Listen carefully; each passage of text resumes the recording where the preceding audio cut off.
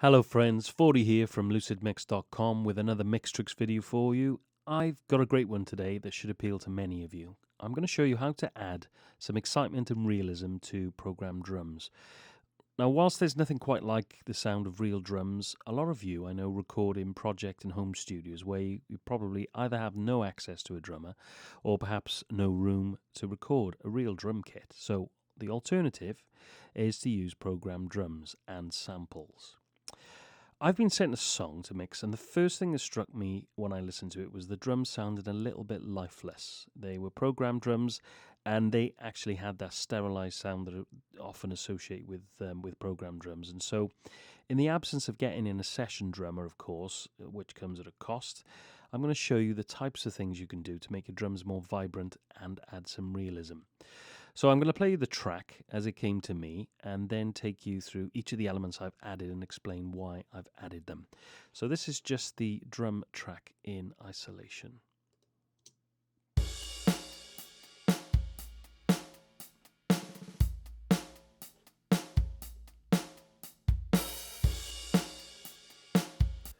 Okay, nothing inspiring there. Quite a simple beat, but I wanted to take you to the simple part of the track so that the changes that I make are more evident. The first thing that I do is I begin my processing at bus level. Now, for those of you who don't know what a bus is, a bus or an auxiliary channel is a stereo or mono channel that you can route a number of instruments to. And in this case, it's the drum audio. So looking at the drum audio routing, so each of the instruments, the kick, snare, hi-hat, toms, ride cymbal, floor toms, crash, etc., are routed to bus 1. Bus 1 being my drum bus.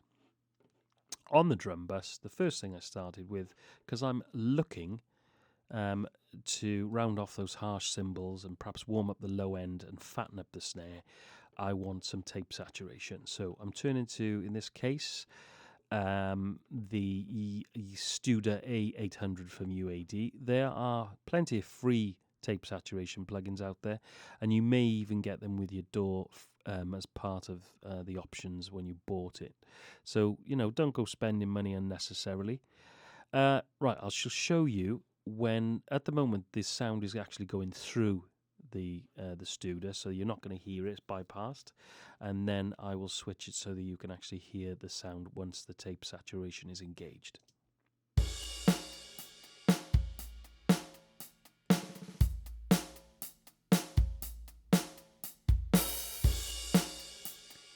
Right, immediately you hear the effects of what sounds like an EQ, and tape has that effect. But listen to the snare as I take it back out. It sounds a little thin. The hi-hats lose their realism. They go back to a more electronic sound, and there isn't a lot of dirt around the thump. It sounds a little bit sterile in the bass drum when it's in bypass. So I'm going to leave it in as I play it, and I'm going to take it out so that you hear the drop off.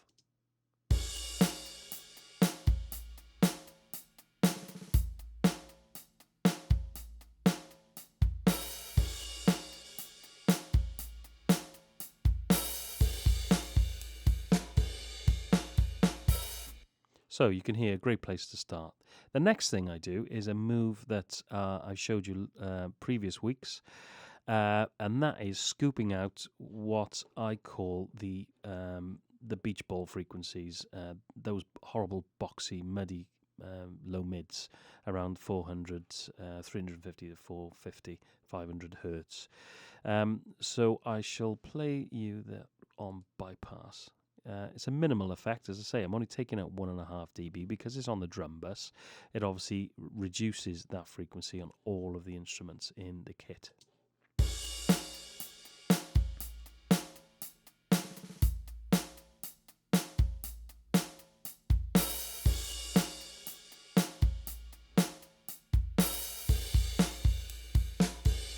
So essentially just removing those frequencies and make me sound like I've got a head cold. And the final piece of the drum bus jigsaw, if you like, is a compressor. This is SSL G series compressor, but again, you can use any compressor. What I would suggest though is you use it very minimally. And in fact, I'm just going to be kissing the compression with about probably less or around 1 dB of gain reduction. So just listen to the effect. Overall, you should hear a gelling sound, if you like. It makes the kit come together like it was played together, if you like, as opposed to programmed.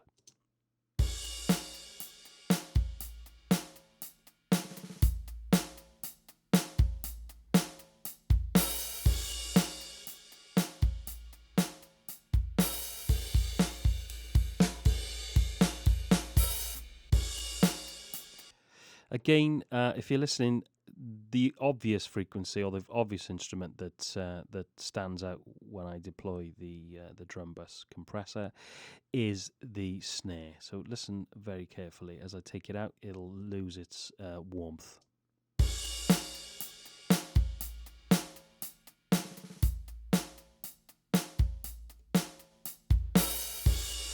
Now, just a word of caution when using, well, compressors anywhere really, but be careful using presets, and particularly if you're adding a compressor to your drum bus, be careful of adding any presets called drum bus compressor or the like. Now, clearly I've done that here, but what I have done is made changes to this compressor. Now, the first thing that was noticeable when I turned the preset on was that the attack was around here, around 0.1 milliseconds, which is ridiculously quick.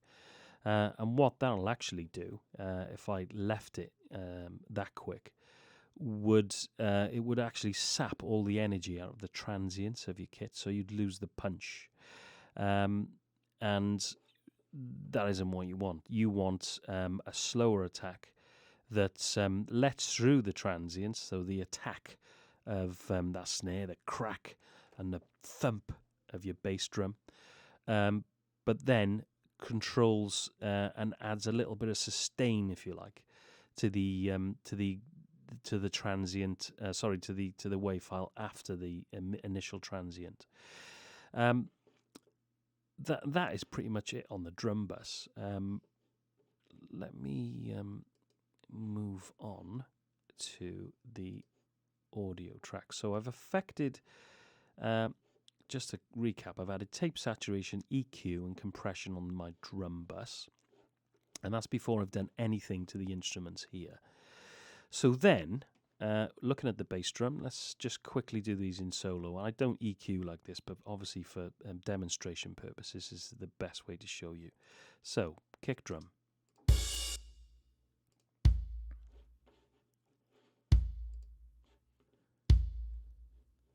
I've added a bit of low end because I want to bring that thump up.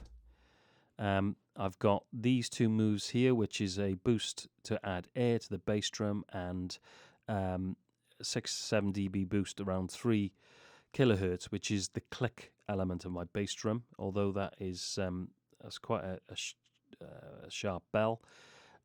Basically, what that'll do means the bass drum will come through on any system, even systems without a low end, so you will actually still hear the presence of the bass drum.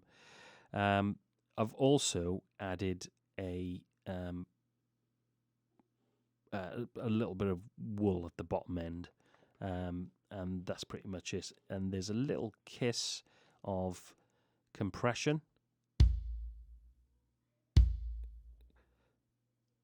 There you see.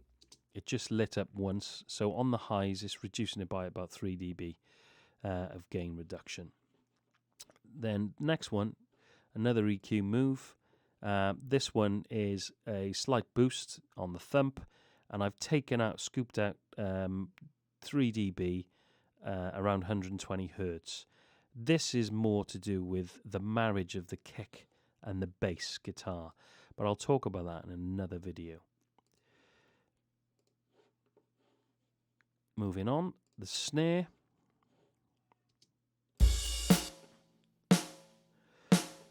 Again, I'm using the SSL channel strip because it's all there. I've got a compressor and an EQ.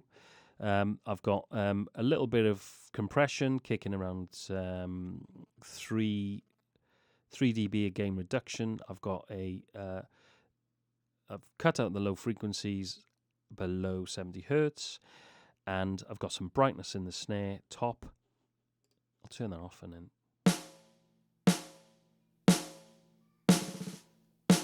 And the best move of all is I'm bringing some warmth in around 3 kilohertz.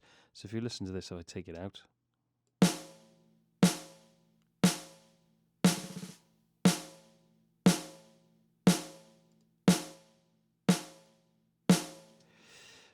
So that's added much needed warmth to the snare. Again, removing that electronic sound, or trying to take elements of it away.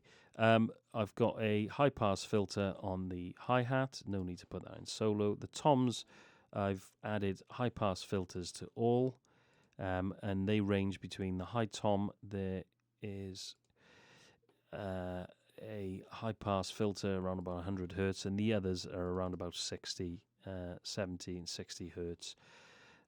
No need to show you those too much. The cymbals, I've added some more tape saturation. So if I put those in to begin with, again, this is from the Studer. I will play you the last section of the drum part where I believe there are more cymbals.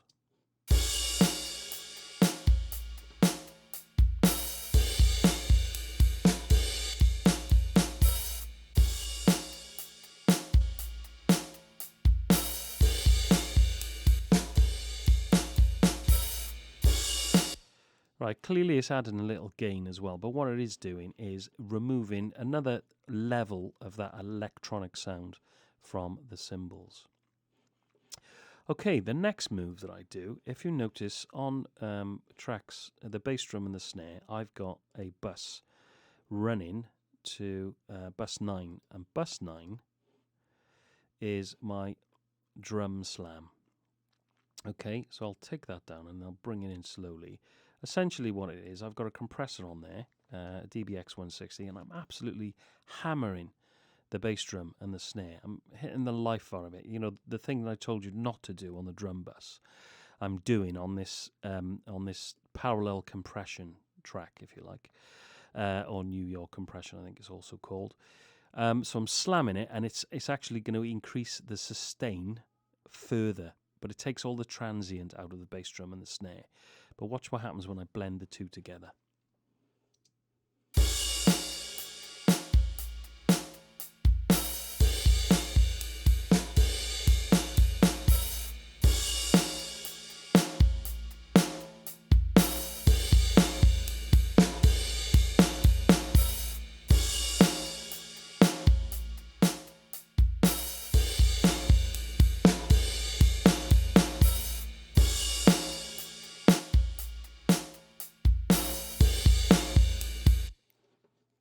Starting to sound like a real kit now. Let's just open this up a tad. Okay, right. The other thing that I noticed was that let's go back to the audio. That there was no room ambience. Now, often with a kit, if I was to record a kit, I'd probably record, unless I was going to simplify the approach by using 2 or 3 mics. I've actually recorded a kit with 1 mic.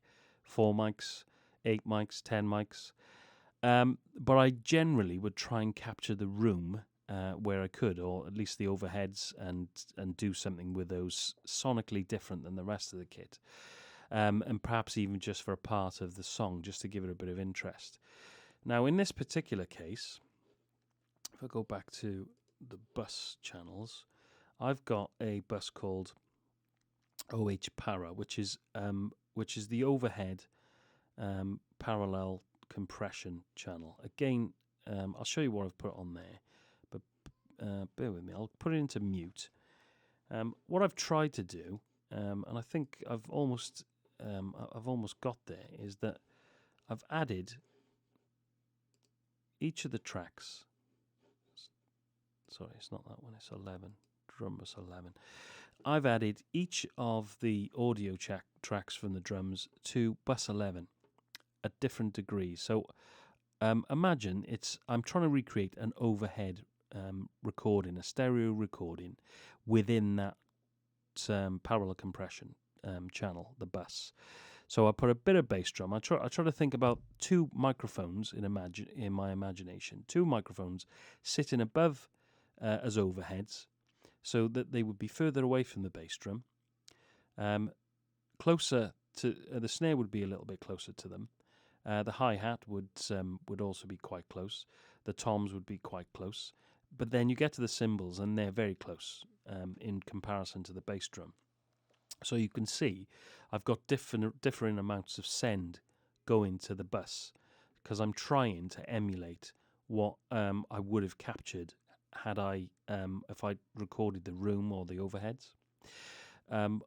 Shall play the track and then I'll go to the bus and I'll put them in again and then I'll blend them in and out as well, just to give you an idea of what that is doing. This is really going to add the life to the drums. Just quickly to take you through it, there is a bit of high-end shelf boost from a plugin I've showed you before from Waves, the TG12345 from Abbey Road.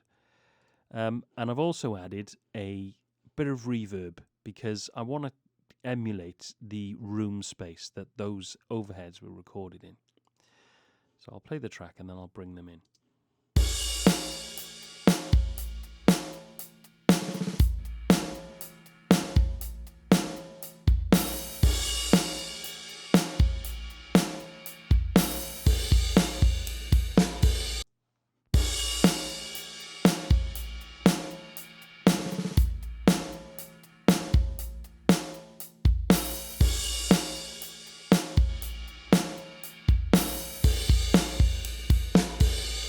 Now, obviously, when I add these elements in, I don't do it in isolation with just the drums. Although it isn't a bad place to listen and show you exactly what I'm doing.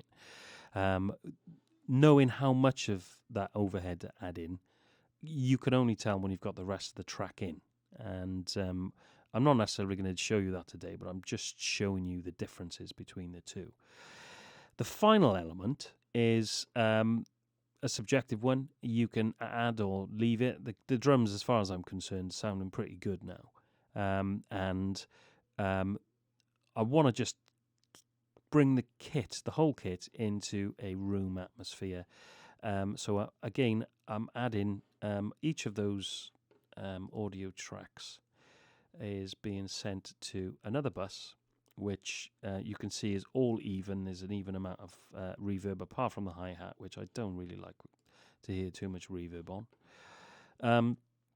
Are being sent to bus 14, where I have a plate reverb, the EMT 140. I'm a big fan of UAD, as you can probably tell. And I've got a smallish room. It says nice room, but I've made some changes to it. So it isn't actually the preset. I'm not that lazy.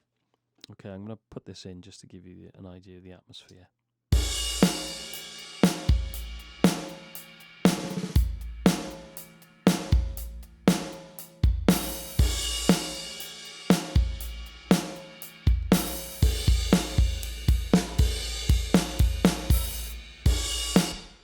So again, you're never going to know how much reverb you need to add to till it's right in the mix, until you've got the rest of the mix in. However, we're just looking at the drums today. Now I'm quickly going to switch, if I can, between the processing before and after. In fact, I'll show you the after and then I'll put it down before and then bring after back in again. So here's after.